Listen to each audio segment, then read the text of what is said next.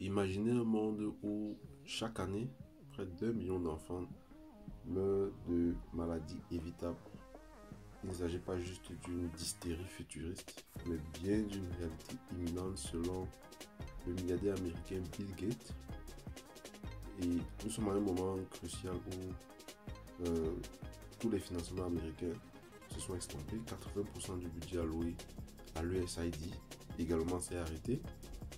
Et le milliardaire américain Bill Gates lance un pari colossal, près de 200 milliards de dollars financés en faveur de l'humanité, pour sauver l'humanité d'après lui.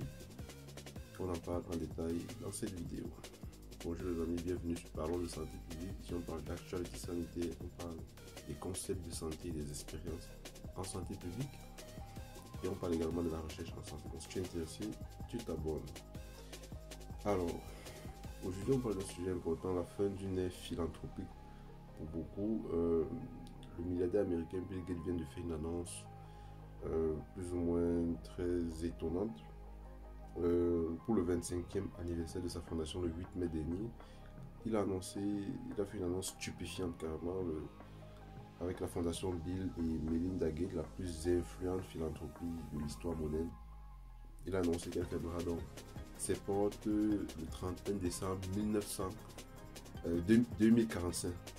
Donc là, l'organisation s'engage à dépenser près de 200 milliards de dollars pour atteindre les 3 objectifs mondiaux selon lui, qui sont donc qu'aucune mère, aucun enfant ou bébé ne mourra plus à cause d'une maladie évitable, et que la prochaine génération grandira dans un monde sans maladies infectieuses mortelles. Et son troisième objectif également, c'est sortir des centaines de millions de personnes de la pauvreté et mettre davantage de pays sur la voie de la prospérité. Donc, Bill Gates, c'est un milliardaire américain qui a beaucoup investi, que ce soit dans l'agriculture, la nutrition, les OGM. Si vous connaissez les OGM, ce sont les organismes génétiquement modifiés, et il fait partie de ceux qui en font la promotion, même lorsqu'on sait tout le danger que cela peut avoir sur la santé publique. Donc il a également investi dans les ordinateurs, avec les logiciels, les software et tout ça.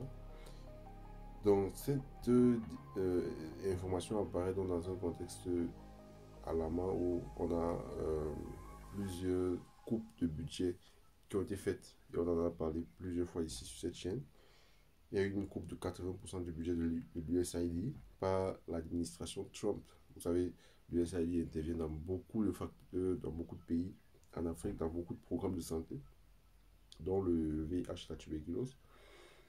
Et il y a également la réduction drastique du financement britannique qui passe de 0,7 à 0,3% du PIB. Vous imaginez, avec les compressions budgétaires similaires en Allemagne, en France, et une dette de plusieurs pays en développement où il y a plusieurs pays qui passent le temps à payer les intérêts qui sont beaucoup plus élevés que le financement qu'ils allouent au secteur de la santé. Donc, dans ce contexte-là, très alarmant, Bill Gates vient de faire cette annonce-là il faudrait qu'on regarde si est-ce que Bill Gates peut effectivement pallier à l'arrêt du financement américain juste avec sa fondation. 200 milliards de dollars, c'est vrai que c'est énormément d'argent. Donc, euh, déjà en 25 ans, la fondation Bill Gates a pu faire énormément de choses, c'est-à-dire contribuer à réduire la mortalité infantile mondiale. D'après leur chiffre de 10 millions à 5 millions par an,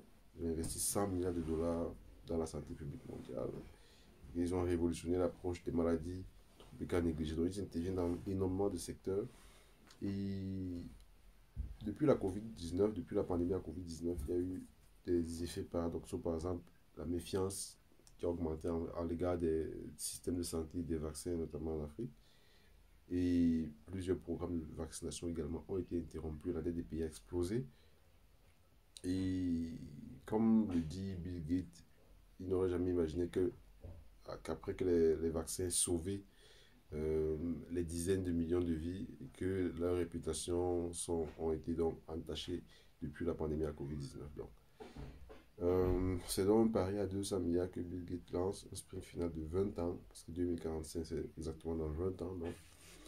Et lui, il estime qu'au lieu de préserver son capital pour l'éternité, parce que 200 milliards de dollars, c'est une somme qu'on peut préserver pour l'éternité d'après plusieurs. Donc, au lieu de le faire, il décide plutôt de dépenser 9 milliards par an, ok, au lieu de 6 milliards, d'accélérer le développement des technologies transformatrices et d'exploiter le potentiel de l'intelligence artificielle pour démocratiser l'accès aux soins. Et les stratégies clés qu'il va utiliser, c'est notamment la lutte contre les maladies infectieuses avec de nouveaux médicaments pour la tuberculose. Vous savez, le véritable problème contre de la tuberculose, c'est qu'il y a la résistance aux médicaments, la résistance aux médicaments qui fait l'objet de plusieurs autres recherches sur ce domaine-là. Donc, ils estiment mettre beaucoup plus d'accent sur ça. Traitement en groupe préventif contre le VIH et l'éradication du paludisme en Afrique. Donc, également, il parle de la filière rose lymphatique en Inde qui continue de sévir et dont sa fondation pourra se concentrer. Également, en ce qui concerne la santé maternelle, il parle des nouveaux outils contre les hémorragies postpartum qui sont un véritable problème de santé publique ici en Afrique. Il y a des technologies d'échographie pour suivre le développement placentaire qu'il va également mettre en place et mettre un axe de recherche majeur sur l'éclampsie et le diabète gestationnel. Alors, pour combattre la malnutrition, il parle de la recherche contre le microbiome, ok, et d'augmenter la productivité agricole africaine. Okay. Lorsqu'on parle d'augmenter la productivité agricole africaine, c'est donc utiliser les organismes génétiquement modifiés où voilà, on vend une substance qui ne pourra pas, dont on ne pourra pas utiliser les fruits plus tard pour continuer la production agricole. Vous voyez, donc si vous avez une graine de maïs, c'est que vous l'avez acheté de Bill Gates et que vous le sémez, lorsqu'il va produire notre épi de maïs, vous ne pourrez pas utiliser ces mêmes grains-là pour continuer la production. C'est ça le problème avec ces OGM-là, ce qui est contraire voilà, à, à, à la tradition qui consistait à utiliser le résultat de la production agricole pour ainsi de suite poursuivre l'activité de génération en génération. Donc, il parle également de l'utilisation révolutionnaire de l'intelligence artificielle avec des systèmes de santé qui seront donc modélés suivant ce système-là, suivant l'intelligence artificielle, le diagnostic et le traitement via les téléphones simples, l'application agricole parlant des dialectes locaux africains. Vous savez, il y en a énormément en Afrique. Donc, il veut utiliser cette intelligence artificielle-là pour également toucher les populations les plus marginalisées, les plus vulnérables. Et il y a déjà donc ces obstacles-là qui apparaissent. La crise du financement international. Gates lui-même admet que voilà, son plan arrive à un moment où euh, l'administration Trump a complètement désarticulé l'aide internationale, le financement international. Et la recherche sur le VIH et d'autres essais cliniques sont fortement menacés parce que, comme on vous dit, si on bloque plus de 80% du budget de l'USAID qui travaille énormément en matière de recherche sur le VIH, et voilà, ça pose véritablement problème. Il y a également PEPFAR, dont on avait évoqué ici, qui a subi des coupes drastiques et qui pourra donc coûter la vie à plusieurs milliers d'enfants d'ici 2030, après les estimations. Et on connaît également le contexte en Afrique avec des guerres, des crises de dette et tout, des surendettements, de la faible productivité agricole. Donc, c'est, cette décision de Trump là apparaît vraiment à un moment crucial où on fait face en Afrique notamment à plusieurs contraintes. Mais est-ce que c'est la bonne solution de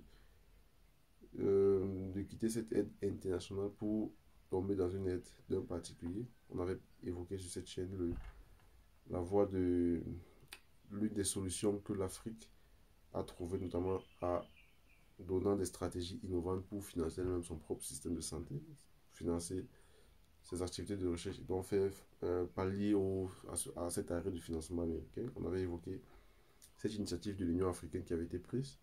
Est-ce qu'il ne faudrait pas plutôt mettre beaucoup plus d'accent là-dessus et voilà, ne pas juste embrasser cette solution de Bill Gates qui peut être salvatrice, mais les solutions locales sont toujours les meilleures face aux solutions externes. Dites-moi ce que vous en pensez, les amis. Est-ce que vous pensez que le financement de Bill Gates pourra vraiment pallier à l'arrêt du financement international et des financements américains. On se retrouve pour une prochaine vidéo. Santé-vous.